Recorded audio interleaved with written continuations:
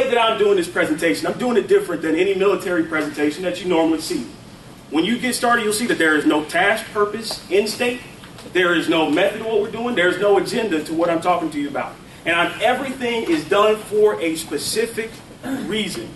The reason that it's not set up like a regular military presentation is because when we have the opportunity to go out and speak to civilians, we speak like we're in the Army, and that's wrong. We need to speak as if we're speaking like civilians and we're speaking to civilians. So this presentation is set up a little differently, so it is more along the lines of how to give you that idea. Get out of the mindset of talking like you're in the military and get in the mindset of talking like you're a civilian. There's an exception to every rule that's out there. This is going to be the exception. The way that you should look at an opportunity to do a speaking presentation is the same way that this picture is set up. Your voice, your ability to go and present, that is a weapon system. I picked this weapon system on purpose. Who can tell me what it is? Absolutely. What does it do? It busts up tanks. It is an anti-tank guided missile. It is wire operated, optic guided, and it does a whole lot of damage. That's the same way that you all are when you get an opportunity to go out and do a speaking presentation. You all are a big, bad weapon system meant to go and destroy armor. What is the armor? People's perception of what the military is, the way they view what we do, and going in and talking to them in a different way to get past their initial perceptions. There are 3 undeniable truths, and that's going to relate back to that last slide. There are 3 undeniable truths in regards to speaking presentations. The first one, the key presentation that y'all are all taught to go to, the Army story. Why is the Army story important? The Army story is great. It is an absolutely wonderful tool for you to use. The best thing that you have to realize is that the people that you're going and talking to have no idea what the Army is all about, Jimmy. When you have an opportunity to go and speak, most times you can talk to them about anything in regards to the Army, and they are going to be utterly amazed. But for us, we look at what we have done in the Army, and we look at it as, hey, you know what? I do my job. There are things that I have to do, and I do them every day, so they're no big deal. You can go to somebody and talk about waking up at 5:30 in the morning for PT. And if you go and you talk to some of these teachers, they are absolutely going to be floored. But for us, it doesn't seem like that big a deal. One of the things that I do all the time is I talk about my experience going to airborne school and falling out of perfectly good airplanes. They absolutely love it. And I can talk about just the point of learning how to do a PLF. Standing up, jumping in the air, and falling down on the ground for 3 whole weeks. And it is something that is absolutely amazing to them. To you and me, it might not seem like such a big deal, but it is absolutely earth-breaking to them. So don't look at your military experience and your military story as just from the eyes of somebody in the military. Give them all of it. You have the best story in the world. You have had an adventure that most people will never get to experience. So tell them about it. The problem with the Army story is that most people do not want to hear your Army story. Isn't that the honest truth? If you walk into a school today, walk up to a guidance counselor and say, you know what, I really have a great story. I would love to talk to your students about what my military life has been like and tell them what it's like to be a soldier. They're going to look at you like you're crazy. They're going to tell you, I don't think that's a good idea. Maybe if you come back around Veterans Day, or why don't you go down the hallway and talk to ROTC? That's where you get a lot of times. Pass down the hallway to ROTC, which is good. Going to ROTC is actually a good opportunity. Why? Because it's somebody that's friendly, it's somebody that's familiar, it's somebody that is receptive to us, and there's a good number of kids that are already in there that have an idea about what the military is, and some of them actually may want to come and talk to us about the military in general. The problem with that is, if you are talking to somebody that wants to hear your military story, that wants to hear your Army story off the bat, you're probably wasting your time. Again, go back to thinking about this as a weapon system. You are a weapon system. Do we have any aviators or anybody who works with aviation in here? If you have ever seen somebody fire a Hellfire missile, it does a whole lot of damage. But every single one of those Hellfire missiles, if I remember correctly, costs about $27,000. You are the most valuable resource that we have in this entire battalion. It's not anything that comes from AMPA. It's not any marketing or advertising. You all are the most important resource in this entire battalion. Your time is valuable. Your experiences are valuable. And the things that you do on a day-to-day basis are valuable. Just like that Hellfire missile. So when you choose a target, when you get ready to fire that weapon system, you have to think about it like that. What do you want to hit? What is the effect that's going to happen from my target? What effect do you want to have on the enemy? And then where is it that you get the biggest bang for your buck? And it's the same thing for you all. If you are only talking to the folks that want to hear your story and are interested, those people already are inclined to come and talk to us later. You don't need to waste your time there. You need to find that hard target, the people that don't want to listen to you, and find a way to change the narrative, get in their head, and make your story valuable, using that anti-tank guided missile that is your voice.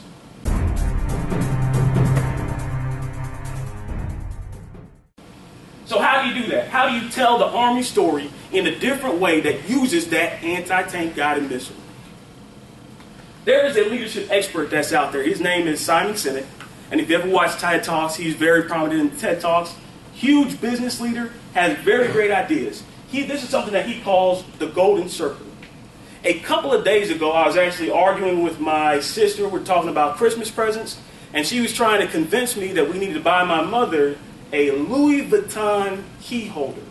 The key holder is about this big, the size of a small phone. It holds 4 keys, and it costs $280. That's about the response that I had. $280 for this thing that my mother's probably going to lose the first week after we give it to her.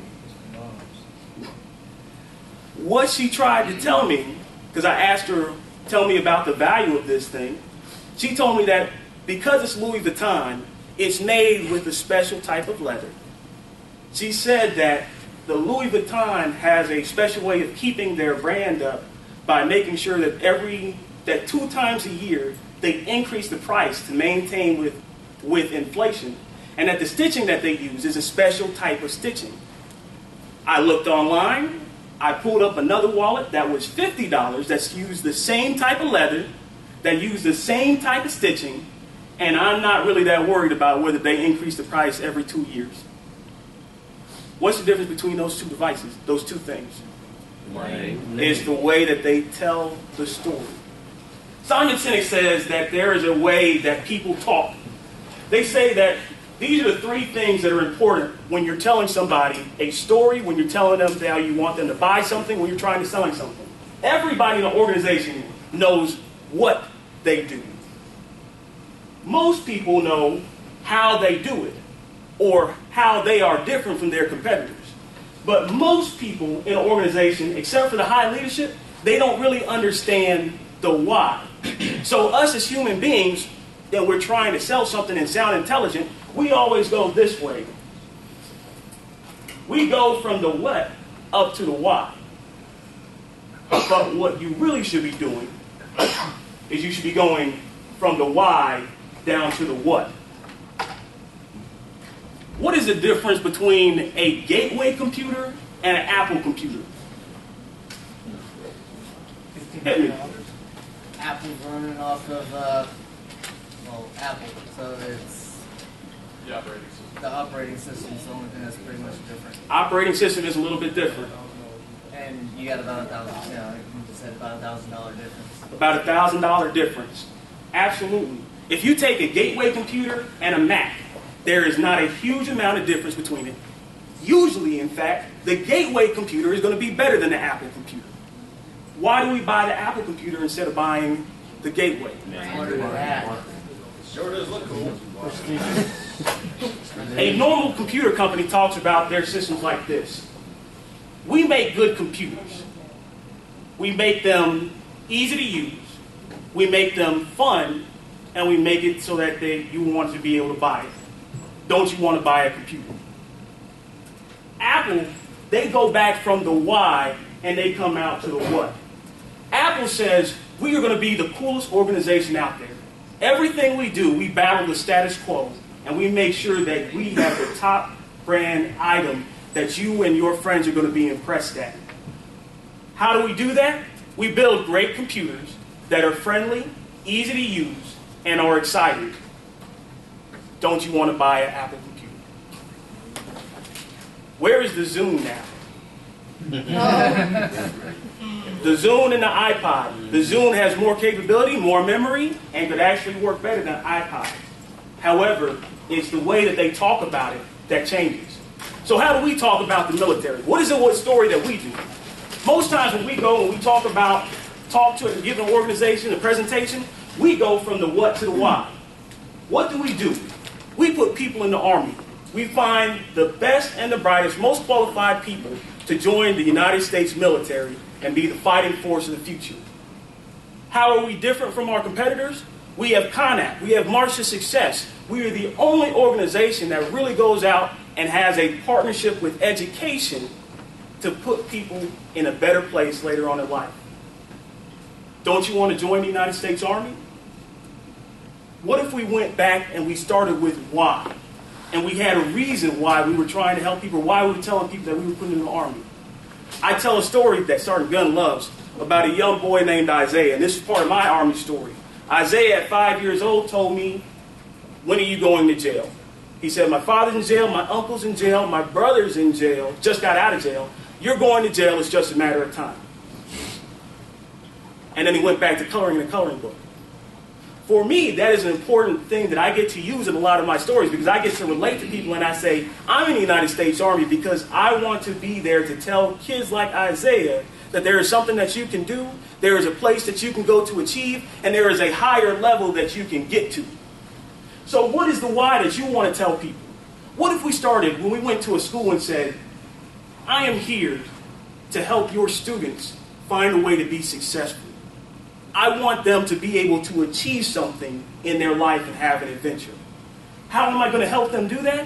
I'm going to provide them an opportunity to go to school, to get an education, and to have a job. And on top of all that, I'm going to provide them the opportunity to have an adventure that most people never have. You should come and talk to me about the United States Army. It's a little bit different sounding, isn't it?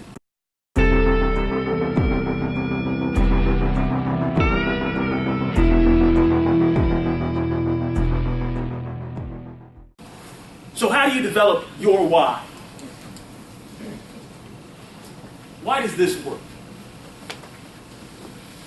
This is a 30-minute cartoon that comes on a week-to-week basis that really, when it first came out, was pretty crude and has a very specific fan base to this cartoon. However, when they came out with the Star Wars episodes a couple of years ago, it turned into something where they could market toys in the stores, where they could come up with full-length movies, and they have made a lot of money off of just a couple of episodes of this cartoon. Why does it work? It works because it takes two separate things and brings them together. It gives an opportunity for people who don't like this cartoon but are fans of the Star Wars franchise to want to look at this cartoon, and people that are fans of the cartoon but not a fan of the Star Wars franchise to look at the cartoon from a different way.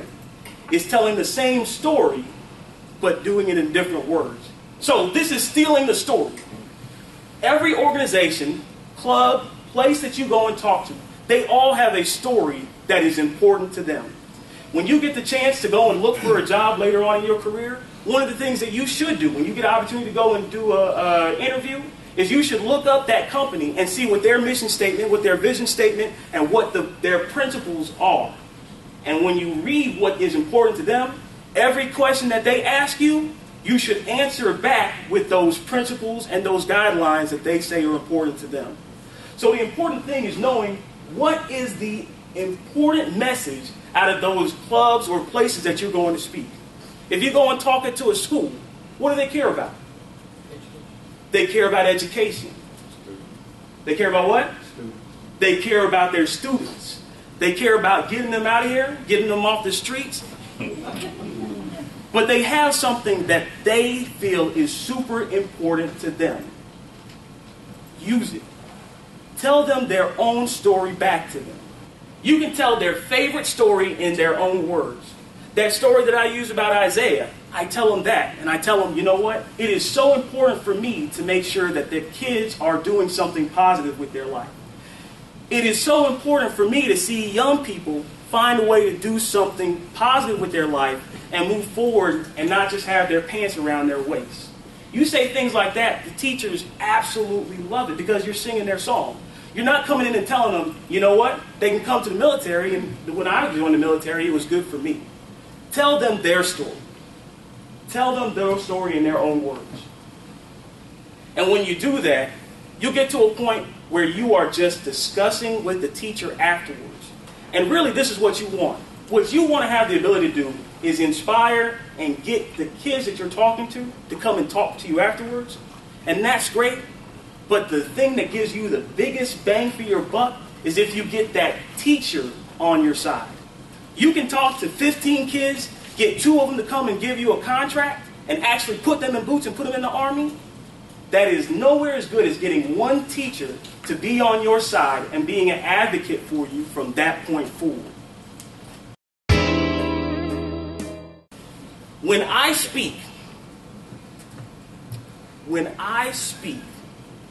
I don't allow people to think except for what I want them to think.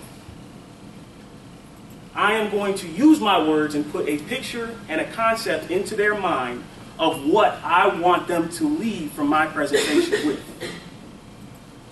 But you have to be able to do the same thing. That's what a presentation is. That's what you have the ability to affect with your presentation. Is you have the ability to affect people's emotions, the way they think, and what they come out with. And most times, if you're doing it right, they will have no idea that you're doing it to them. That is called emotional hijacking. Everything with interrogation, every interrogation tactic is based off of emotions. Being able to look at somebody and moving them one way or another, using their emotions to make them make a mistake. Think about every cop movie that you've ever seen. But if you think about a movie, the type of things that you see cops do in cop movies, you see them do fear up, fear down. I'm going to yell at you and make you scared, and then I'm going to come back and make you feel comfortable. I'm going to give you a Coca-Cola and a cigarette. I'm messing with your mind. I want to do good cop, bad cop.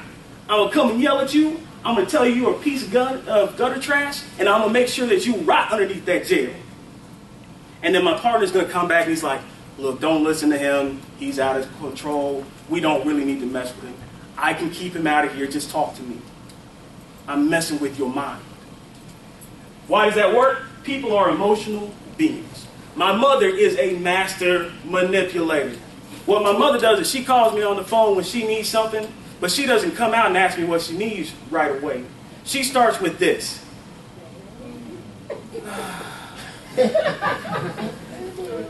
I'm so sad. I'm just sitting here looking out the window at this swing set, wishing that I had a granddaughter named Callie that I could go and push on my swing set.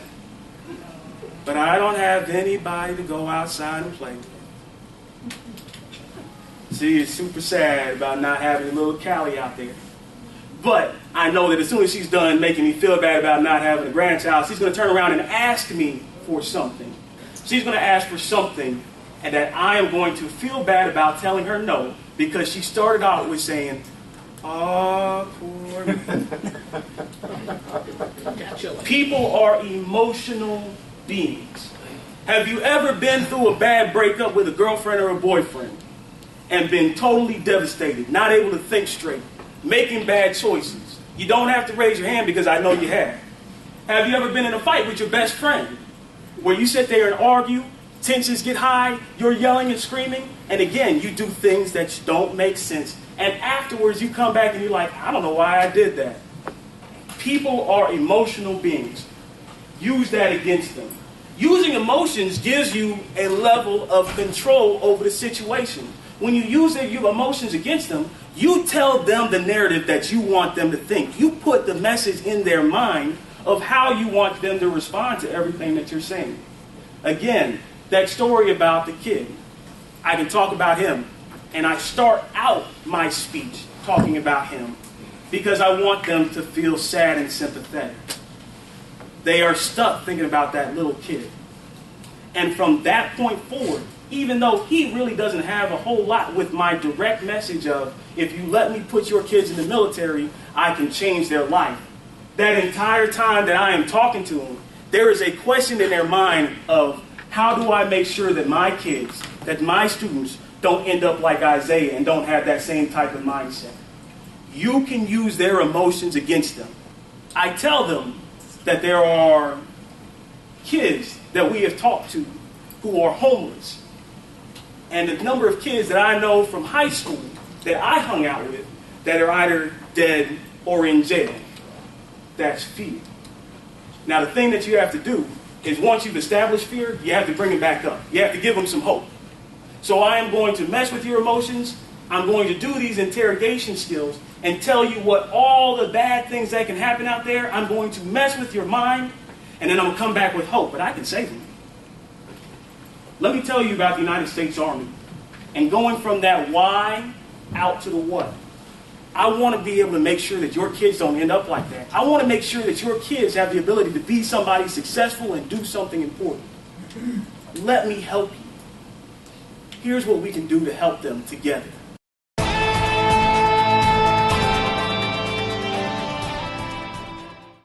What I gave to you just now was pretty rough, wasn't it?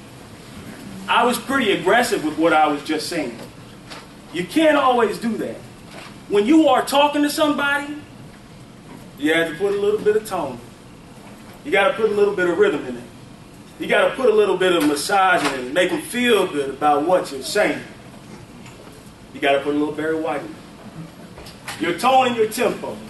This is still kind of the same thing. It's still part of emotional hijacking, but it's how you do it. Words mean something. If you've ever listened to music, they don't just come out and just, go monotone. There are rises, there are falls.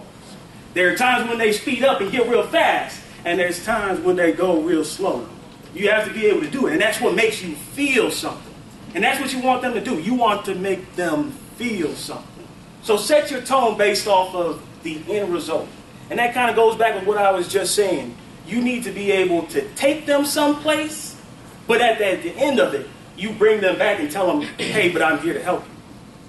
So your tone can be set based off a whole lot of things. I can start happy, and I use a joke, and I tell them, when I was in airborne school, and I was going out for my first jump, what you're supposed to do is when that little green light comes on and Sergeant Airborne gives you the get that mess out of my aircraft sign, you're supposed to jump out, feet and knees together, knees slightly bent, eyes on the horizon, and count 1,000, 2,000, 3,000, look up, and because it's government equipment, make sure that your parachute is actually there. What I did when it was my turn, I got in a good parachute jump position, left foot forward, right foot back, hands on my reserve parachute. The little green light came on and Sergeant Airborne said, remove yourself from my aircraft. I jumped out of the aircraft. I had my feet and knees together. My knees were slightly bent. My eyes were on the horizon. And I screamed the entire way down. Oh, they love that story. They love that story. They love to laugh, and it makes them feel good, and they feel happy. And I immediately hit them with that sad story about my little 5-year-old kid. Because I took him up real high, made him happy, and then I brought him back down again. And then I start from there, and I say, hey, this is how we provide hope. Let me tell you about all the kids that I've helped during the time that I've been here. Let me tell you about the kids that I've seen come through the United States Army and what they've been able to accomplish. Let me tell you about how amazing and how great a turnaround I've seen for some of these kids. There was a kid that was homeless that we put in the very first week that I came to the Atlanta company. And I saw him go on to be a great soldier and do good things. And his life is completely different at this point now because of what we were able to give him. That is the way that tone works. I started out one place, but I knew where I wanted to end up. And I take them on an emotional roller coaster to go up, down, and then back up. My end result, whatever it is I'm trying to get to, that's what my tone is going to be based on. You can't stay in the same voice the entire time. One of the things that I've seen when I've gone out to some of the presentations, especially when you start talking about your Army story, the way we start talking about our Army story is this. I joined the United States Army back in 1984. When I joined the United States Army, I was first assigned to Fort Campbell as a fueler. After I left Fort Campbell, I went to Fort Eustis, and I was assigned to the 88th Medical Brigade. And that's the way we talk. It is giving the information, it's telling your Army story, but nobody is hearing a single word that you are saying. Because there's no tone, there's no rhythm, there's no bounce to it. Tell them something. Tell them about why you came in the United States Army. And you can tell that in a great way. I joined the United States Army. I wanted to be able to be my own man and come up with my own rules and be responsible for my own life. When I joined the Army, I joined in 1984 and I went to Fort Campbell. While I was at Fort Campbell, I had the great opportunity to go out there and jump out of perfectly good airplanes. I fell out of perfectly good airplanes 3 days out of every week. There is nothing so wonderful as being able to be in Afghanistan, sit on the flight line, and every morning watching aircraft take off and land. Man, that was fun. Totally different story. Totally different response that you're going to get from people that listen to your story. You have the best story in the world as a United States Army soldier. You have lived an adventure regardless of whether you see it that way or not. You have done something that less than half of 1% of the entire population has done. So when you're telling them, tell them like it's something that matters. You can't just sit there and say, okay, these are the things that I've done. This is what the Army has done for me. If you join the Army, then you will probably have a good opportunity to do some things. Be excited. Love your story. Love your story. You don't have to love the Army to love your story. There are some people in this room that are unhappy that they are here in recruiting. Please don't raise your hands. I'm filming and I'd have to report you. There are some people that are not happy about being here in recruiting. There are some people that are not happy about the way that their military career has gone across the entire time that they've been in here. But I guarantee that for every single person in here, there has been some point, some moment, something that has happened to you from the time that you enlisted to this point right now that you sit and talk about as a fun story. Even if it's totally jacked up. There are stories that I've heard about being in Afghanistan and that whole bathroom trailer falling down to the ground and then having to go and clean it. Not a fun story, but the way you talk about it and the way that you have joked about it with other people makes it a great story. Has anybody ever been to Kandahar? On a hot, windy day, what is the first thing that you notice about Kandahar? Poo pond. The poo pond.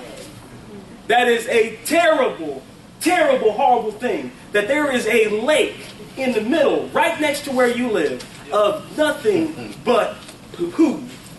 And on a hot, windy day, the only thing that you can think about is how you wish that you could stop smelling the poo pond. But how many people have you told that story to and laughed? A bunch of people. That's a great story. But you can only tell it in a way that people are going to respond to it if you are excited about it. There's a lot of great things that happen to you. Be excited about your story and tell the most exciting story you can. That's what will get people excited about joining you as well. Here's a good one. Live in the pauses. This is a little bit dramatic, and it's one that I use all the time. When I go out and speak, I never use notes. I practice and I try to get everything prepared ahead of time so that I know exactly what I'm going to say, how I'm going to say it, and the effect that I want it to have on the audience. But you know what? I'm human. Sometimes I forget what I was saying. I forget whatever point that I was making. And one of the things that I do is a great tool to use, live in the pauses. I can be sitting here talking to you, telling you about all the great things that you can and can't do, what it is to be in the United States Army, and how it is going to affect you.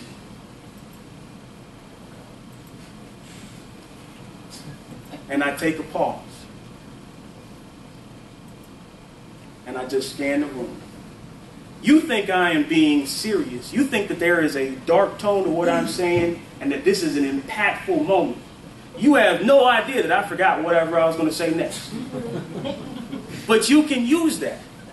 Even if you haven't forgotten what you say, that's a great place for you to make a point, hit them with a good statement, take a moment to pause, and then come back with that upbringing, that theory of hope that you're going to tell them. But here's how we can fix it. And get that nice quiet voice. Because when you shook them up, when you've taken them on that roller coaster ride, you don't have to speak loud. You don't have to be forceful. Be nice and quiet. Now here's what we can do to help you.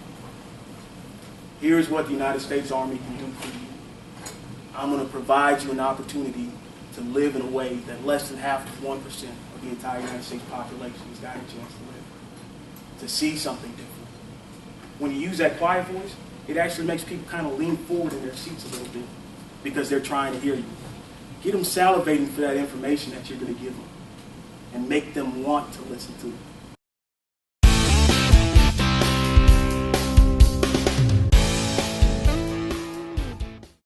Get them off the X. Why do the Atlanta Falcons suck? There's a bunch of reasons. One of those reasons is we have no pass rush whatsoever, and we make everybody look like a superstar quarterback. If you're able to just sit back there and just stay in your pocket and have all day to throw a pass, you are going to be successful. We have to get them off the X. The same way when you walk into a room, when you start a speech, you have to get them off the X. How many times have you walked into a classroom with a bunch of students, and as soon as you were announced, you knew that nobody wanted to listen to anything you had to say? That happens, right? It happens often. You have to get them off the X. When I first walked up here and I got ready to give my presentation, how many people were thinking about this is the last presentation of the day, and as soon as we get through it, we can go home? Again, you don't have to raise your hand. You can't let people have their own perception of you speaking. And so for me, that's why I started with that activity at the beginning where I said, get with a partner, I want you to engage, I want you to talk. I immediately put you out of the mood of what you thought you were going to get from this presentation. Did anybody think that they were going to be talking across the aisle? Did they think that they were going to be looking at that information? That's why it wasn't important for me to answer and tell you which things were actually true and were not true. Because I got you off your X. I got you thinking about this presentation in a different way. One of the things that I do, again, using my experience going through jump school, I take people out the crowd and I teach them how to do the jumpers hit it drill. Anybody in here that remembers that? Jumpers hit it? 1,000, 2,000, 3,000, check your aircraft and all that. They love that. Couple things that does. By pulling them out the crowd and making them do something that kind of makes them look silly, it takes the pressure off of me and puts it on their peers. When they go back into the stands, the kids that were going to be making fun of you are now making fun of the kids that came up and did the jumpers hit it drill. Exactly. Get them off their X. Get their focus and their mindset onto something else. Don't let it be on you. Be on something else. Get them off the X. Dress to impress. You all should know this already. That you should look a certain way when you go into a presentation. That you should be very well dressed for the opportunity. I used to get into it real big with Colonel Brown when he was here. Because he wanted every time we went to some place for any type of event for us to be in dress uniform, in our blues. And I said, you know what, sometimes that's dumb. Being outside in the middle of the summer, wearing your dress blues, having soldiers fall out and sweating through their stuff and not looking like they're together, that takes away from what you're trying to do. Instead of looking like confident, competent soldiers, you look like you're a hot mess. So you have to know how to dress to impress, wearing the right uniform at the right time. But there's a second piece to this that makes this the power move. Know who you are impressing. Get this. I can walk into an auditorium filled with students and not be talking to them the entire time. I might be talking and giving my words to the students, but what I'm really talking to is I'm talking to the administration, I'm talking to the counselors, I'm talking to the teachers. I'm not looking at them, my words are not addressed to them, but they're the ones that I want to hear my message, and I am looking to impress them. And the same thing might be true opposite. You might have the focus that you want to go and impact directly the students. You need to know what is the end game that you're trying to get out of your presentation, who you are trying to influence, and that's who you dress to impress. If you're going and trying to impress those counselors, you need to be in your dress blues because they see that as a suit. If you're going to go and impress the kids, they probably don't want to see you in a suit, depending on what school you go to. And you all know your schools and your areas. If you're in a suit in the downtown Atlanta area, they look at you as stuffy, they look at you as a nerd, and they think that is not what I want to do. But this represents a stone cold killer. Because that's what I see when I look in the mirror in the morning. This represents action and adventure. This is the uniform that I'm familiar seeing with on my video game.